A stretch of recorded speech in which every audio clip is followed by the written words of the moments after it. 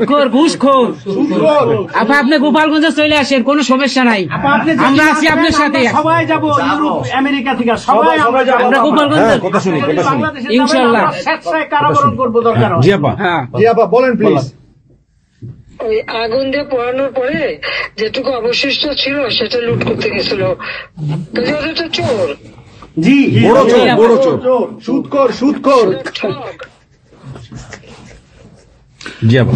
আপা আবার বিচার করবে আমাদের। আপা আচ্ছা আমি ওর বিচার করবে জনতা।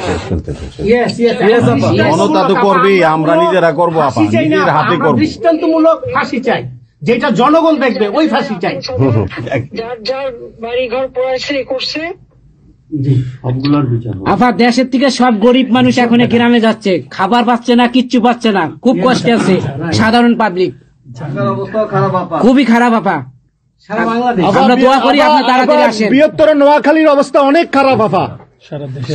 সারা বাংলাদেশের অবস্থা খারাপ বানায় রাখছে ওরা আপা, সারা বাংলাদেশটাকে একটা বদ্ধ ভূমি বানায় রাখছে, যেখানে সেখানে হত্যা, মানে এমন কোন লোক নাই যারা এখন শান্তিতে আছে। সবাই একটা কথাই বলে যে আগেই ভালো ছিল, আগে সরকারি ভালো ছিল। আমরা ভুল করেছি আপা, এই কথা সবাই বলে। সবাই অনুতপ্ত আপা। আপনি বলেন জি আপা, প্লিজ প্লিজ বলেন আপা, প্লিজ।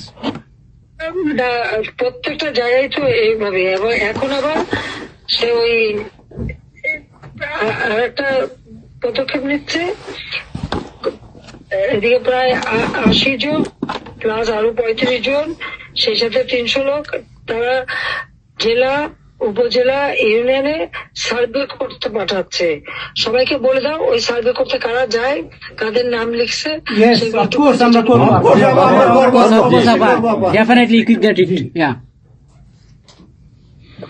আমরা চাই আপা আপনি সুস্থ থাকেন, আপনি সুস্থ থাকলে বাংলাদেশ সুস্থ থাকবে, বাংলাদেশ ভালো থাকবে। আপনাকে আবার আমরা ফিরিয়ে এনে বাংলাদেশকে আবার এগিয়ে নিয়ে যাওয়ার জয়ের মালা করা, আবার জয়ের মালা করাবো।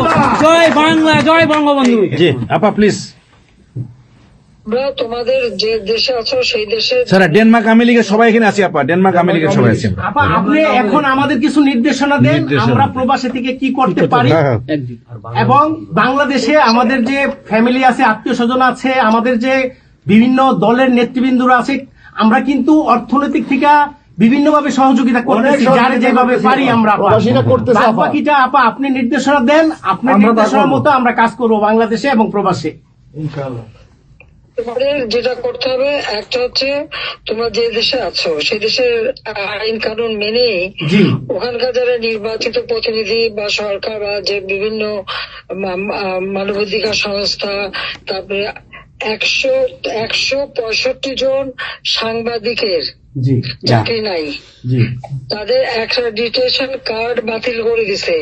106 জন সাংবাদিকের বিরুদ্ধে হত্যা মামলা দিছে এবং আমাদের কতজনকে গ্রেপ্তার করে জেলে ঢুকাইছে, মানবিক জীবন যাপন করছে। সাংস্কৃতিক কাজ করতে পারে না, ব্যান্ড শোরা ব্যান্ড কোন অনুষ্ঠান করতে পারে না, পাকিস্তান থেকে ব্যান্ড শো এনে করায়, অথচ আমার দেশে ব্যান্ড শো যারা তারা এখন কাজ পায় না। এরা আবার এদের সাথেই ছিল, তারাও লাল রং লাগাইছিল, এখন আর তাদের পাত্তা নাই, কাজ পায় না। স্বীকৃতি কর্মকাণ্ড বন্ধ, সমস্ত সামাজিক নিরাপত্তার যত গরিব মানুষ আমরা বয়স্ক ভাতা, বিধবা ভাতা, মুক্তিযোদ্ধা ভাতা যা যা দিয়েছিলাম সেগুলি সব বন্ধ করে দিয়ে সেটা মেরে খেয়ে গেছে। এমনকি মানে সারা দেশটাকে একটা লুটের রাজত্ব, খুনের রাজত্ব সৃষ্টি করছে। এই বিষয়টাই যে মানবাধিকার লঙ্ঘন, সাংবাদিকদের উপরে নির্যাতন, সাংবাদিকদের অত্যাচার করা, মহিলা সাংবাদিকদের যেভাবে অপমান করছে, এই বিষয়গুলি জনমত তোমাদের তৈরি করতে পারে আন্তর্জাতিক পর্যায়ে। যে বিভৎস চেহারাটা, ওইটাই আজকে মানুষের কাছে স্পষ্ট হয়ে গেছে। একটা রাষ্ট্র চালাতে সে টোটালি ব্যর্থ। এই জিনিসগুলি কি আপা? আপা আমি একটা বলি, ইনু সাহেব রাখছে 4টা টোকাই রাখছে, সাথে 4টা টোকাই রাখছে। আর আপনি চিন্তা করেন না বাংলাদেশে গৃহযুদ্ধ হবে তখন আপনাকে দেখবে। তোমাদের করতে হবে ইউরোপিয়ান ইউনিয়নে, যেখানে তোমার ওখানকার পার্লামেন্টে যেখানে আছো সব জায়গায় এই জনমত তৈরি করতে হবে। সন্ত্রাসের রাষ্ট্রে পরিণত করছে বা মানুষ খুন করছে, আজকে খুন করছে। আজকে তুমি জানো মতলবে আমাদের মোহাম্মদ হোসেন মায়ের বাড়িতে আগুন দিচ্ছে। এইগুলি সে করে বেড়াচ্ছে এবং সমস্ত এই ইচ্ছা মতো। কাজে তোমরা এই বিষয়গুলি তোলো, আর আত্মীয় স্বজন বন্ধু বান্ধব পরিচিত যারা আছে খুবই কষ্ট আছে, যাদেরকে সাহায্য করো। মামলা দিয়ে দিয়ে আমাদের নেতা কর্মীদের চরম হয়রানি করে যাচ্ছে, তাদেরকে সহযোগিতা করা, এই যে আইনজীবী ঠিক করা এবং আন্তর্জাতিক ভাবে কিভাবে মানে এদেরকে সব জন্ম এবং সরকার যে অপকর্মগুলি করছে সেগুলি তুলে ধরা, এই কাজগুলি তোমাদের আমরা করবো। আপা একটা জিনিস একটু সন্দেহ লাগতেছে আপা, তাদের সাথে তোমরা থাকবা, কাজ করবা, আর দেশের ভিতরে মানুষকে যে এই সরকারকে না তাহলে দেশের মানুষের মুক্তি দেয়। হ্যাঁ আপা, আমি একটু একটা কথা বলতে চাই। একটা জিনিস একটু সন্দেহ লাগতেছে যে পাকিস্তান থেকে যে শিপের মধ্যে কতগুলি কন্টেইনার আসলো, এইটা কেন এবং এত দ্রুত ওরা কিভাবে পাকিস্তানের সঙ্গে ব্যবসায়িক সম্পর্কটা গড়লো? কারণ এইটা তো কোনোদিন ছিল না বাংলাদেশে, 71-এর পরে এটা হয় নাই আপা। এখন এইটা নিয়ে আমাদের আপনি তো অবশ্যই আপনি অনেক কিছু অবগত আছেন, এটা আমাদের জানার প্রয়োজন। এই তথ্যটা আমাদের বের করা উচিত যে কোনো ভাবে, গোয়েন্দা বলেন, যে কোনো ভাবে আমাদের তো কিছু না কিছু আছে, এদের মাধ্যমে এই জিনিসটা আমাদের খুবই দ্রুত বের করা উচিত। এরা কি মনে করতেছে, মনে হয় সম্ভবত ভয় পাইতেছে যে আমরা হয়তো দেশে একটা অরাজকতা সৃষ্টি করুম, ওরা একটা গৃহযুদ্ধের প্রস্তুতি নিতেছে অস্ত্র। আমার কাছে সন্দেহ। ওইখানে দুইজন যে মাল ডেলিভারি করে ওই জায়গাতে কন্টেনারের ওইখানে 2টা লোকের চাকরি চলে গেছে।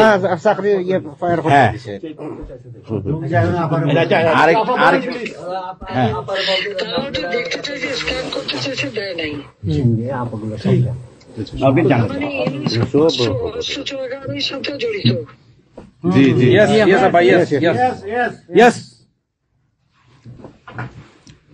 আপা এই দেশটাকে তো ওরা আবার সেই পাকিস্তানের পর্যায়ে নিয়ে গেছে, আমাদের এই দেশটাকে আবার উদ্ধার করতে হবে ইনশাল্লাহ। এই জন্য আমাদের যা করতে হবে প্রবাসী এবং দেশে, আপা আমরা যারা বাহিরে আছি আপা, আমরা প্রয়োজনে দেশে গিয়ে আবার ওই মুক্তিযুদ্ধ আমরা দেখি নাই 71-এ, আমরা নতুন মুক্তিযুদ্ধে আমরা অংশ নিব আপা ইনশাআল্লাহ।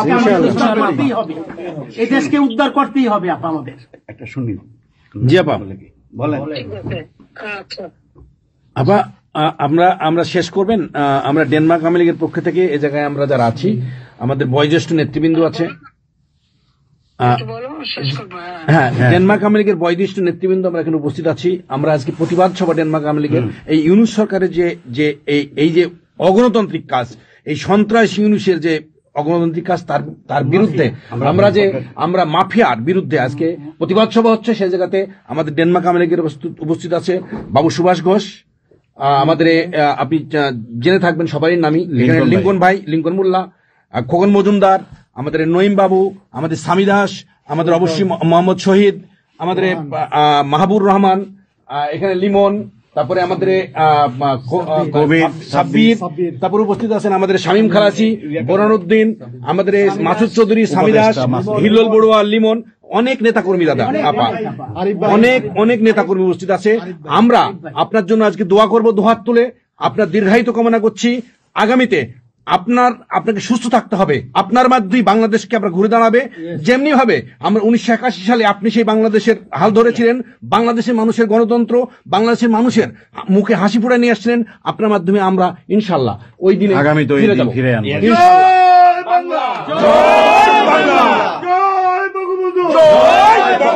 শেখ হাসিনার সরকার বারবার দরকার, বারবার দরকার। শেখ হাসিনার সরকার, শেখ হাসিনার ভয় নাই, রাজপথ ছাড়ি নাই, রাজপথ ছাড়ি নাই। শেখ হাসিনার ভয় নাই, শেখ হাসিনার সরকার বারবার দরকার, শেখ হাসিনার সরকার বারবার দরকার।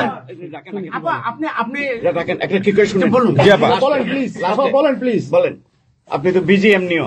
জি হ্যাঁ আপা, আরেকটা জিনিস আমি জিজ্ঞেস করি আপনাকে, এত বড় একটা ঘটনা আপা আমাদের উপর ঘটে গেল, আপা আমার আমাদের গোয়েন্দারা কি করছে আপা? এই প্রশ্নের অ্যান্সার আবার দিয়েন না। আমাদের সাংগঠনিক অ্যান্সার যেটা হয়েছে, আমরা যেহেতু রেকর্ড করেছি এই অনুষ্ঠানটা, সেই এই পর্যন্তই থাক, আমাদের মনে বলে ভালো। এই পর্যন্ত আপনারা শেষ করছি। আপনাকে আবার ধন্যবাদ, আপনার জন্য দোয়া করছি, আপনার দীর্ঘায়িত কামনা করছি। আপা আপনি শেষ করুন, সাংগঠনিক নির্দেশনা দেন, আপনি শেষ করুন আপা, তারপরে আমরা শেষ। জি আপা, আমরা শেষ করছি। হ্যাঁ, রেকর্ডিং বন্ধ। ধন্যবাদ। রেকর্ডিং বন্ধ করুন, সব রেকর্ডিং বন্ধ করুন, সবাই রেকর্ডিং বন্ধ করুন, সবাই বন্ধ করুন। হ্যাঁ, এই রেকর্ডিং বন্ধ করুন, রেকর্ডিং বন্ধ করুন।